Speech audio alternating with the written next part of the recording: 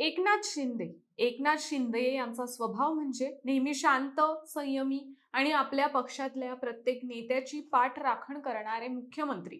आपण जेव्हा मीडियामध्ये त्यांना बघतो, तेव्हा त्यांच्या शांत स्वभावाचं दर्शन आपल्याला घडतं. पण काल कॅबिनेट बैठकीत त्यांचं रौद्र रूप बघायला मिळालं. ते म्हणजे असं की एकनाथ शिंदे यांनी पक्षातल्या काम न करणाऱ्या आणि वादग्रस्त ठरणाऱ्या तब्बल 4 मंत्र्यांना फैलावर घेत कडक शब्दात ताकीद दिली. गेल्या 1.5 वर्षात काय कामे केली त्याचा सविस्तर अहवाल सादर करा, नाहीतर खुर्ची खाली करायला तयार राहा, अशा कठोर शब्दात खडे बोल सुनावले. त्यानंतर उपमुख्यमंत्र्यांचा हा आक्रमक बाणा पाहून शिवसेना शिंदे गटाच्या गोटात प्रचंड खळबळ उडाली आहे. प्री कॅबिनेट बैठकीत नक्की काय घडलंय?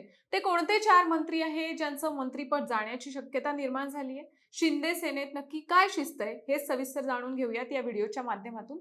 नमस्कार, मी रुपल आणि तुम्ही पाहत आहात विशेष भारी. मंत्रिमंडळ बैठकीच्या आधी शिवसेनेच्या सर्व 9 कॅबिनेट आणि 2 राज्यमंत्र्यांची महत्त्वाची बैठक बोलावण्यात आली होती. या बैठकीला सर्व प्रमुख मंत्री उपस्थित होते. सूत्रांनी दिलेल्या माहितीनुसार विदर्भ, मराठवाडा, उत्तर महाराष्ट्र आणि पश्चिम महाराष्ट्र या भागांमध्ये शिवसेना पक्षाच्या वाढीकडे आणि जनतेच्या कामांकडे संबंधित मंत्री लक्ष देत नसल्याची खंत एकनाथ शिंदे यांनी व्यक्त केली. ही नाराजी इतकी स्पष्ट होती की या मंत्र्यांनी आपली कामगिरी सुधारली नाही तर खातेबदल किंवा मंत्रिपद बदल निश्चित असल्याचा इशाराही शिंदेंनी दिला. म्हणजे हा केवळ तोंडी दम नव्हता, तर भविष्यातील मंत्रिमंडळ फेरबदलाचा स्पष्ट संकेतही यातून मिळालाय.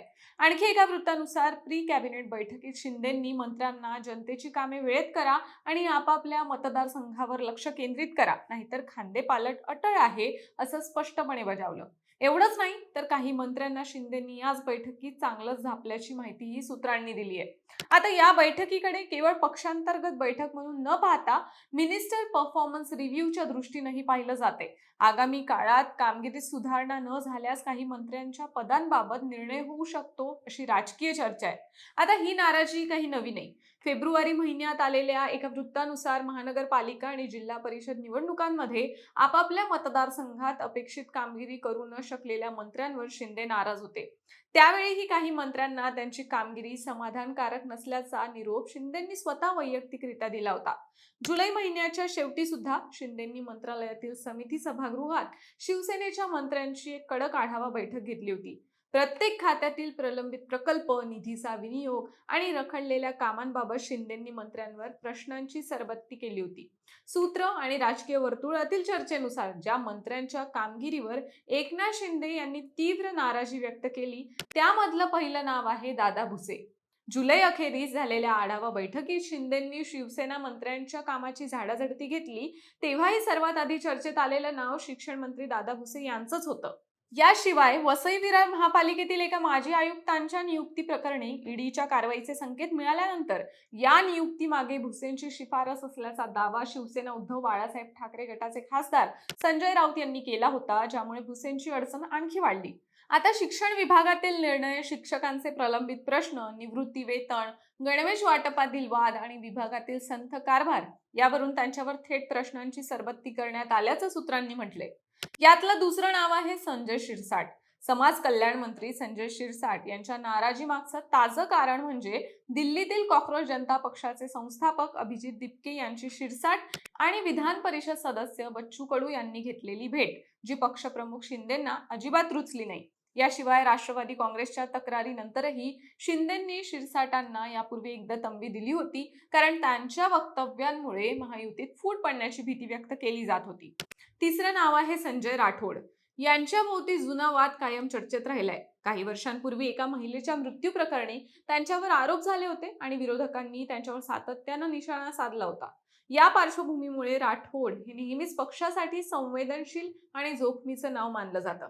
आता मतदारसंघातील तक्रारी, संथ कामं आणि पक्षातील स्थानिक पदाधिकाऱ्यांमध्ये असलेला असंतोष यावरून त्यांनाही तंबी देण्यात आली आहे. आता चौथं आणि शेवटचं नाव आहे सार्वजनिक आरोग्य आणि कुटुंब कल्याण मंत्री तानाजी सावंत.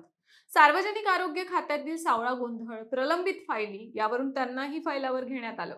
त्यात आणखी एक वादाचा मुद्दा म्हणजे डोंबिवलीतल्या शास्त्रीनगर रुग्णालयात जुलै महिन्यात शिवसेना नगरसेवक रमेश म्हात्रे आणि त्यांच्या कार्यकर्त्यांनी महिला डॉक्टर आणि स्टाफ नर्ससह वैद्यकीय कर्मचाऱ्यांना मारहाण केली होती. या व्हायरल झालेल्या सीसीटीव्ही घटनेमुळे तीव्र संताप उसळला होता.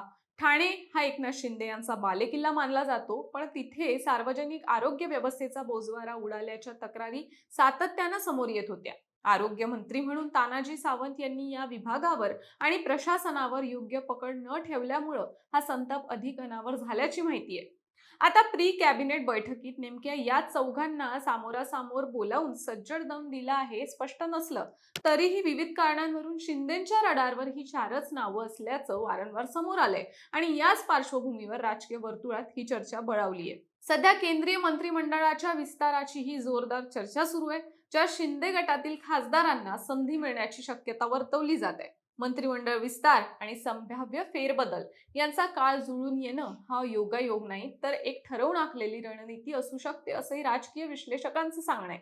एकूणच काय तर शिवसेना पक्षप्रमुख एकनाथ शिंदे यांनी आपल्याच पक्षातील मंत्र्यांना कामगिरी सुधारण्याचा स्पष्ट इशारा दिलाय. जनतेची कामं, मतदारसंघातील पक्षवाढ यांसारख्या मुद्द्यांवर शिंदे ठाम भूमिका घेताना दिसत आहे. आगामी काळात मंत्रिमंडळ विस्तार आणि संभाव्य खाते बदल यांच्यावर याचा थेट परिणाम होईल असं म्हणायलाही हरकत नाही. बाकी शिंदे यांच्या या भूमिकेविषयी तुमचं मत काय आहे हे आम्हाला कॉमेंट्समध्ये नक्की सांगा आणि विशेष भारीच्या YouTube चॅनलला सबस्क्राईब करा.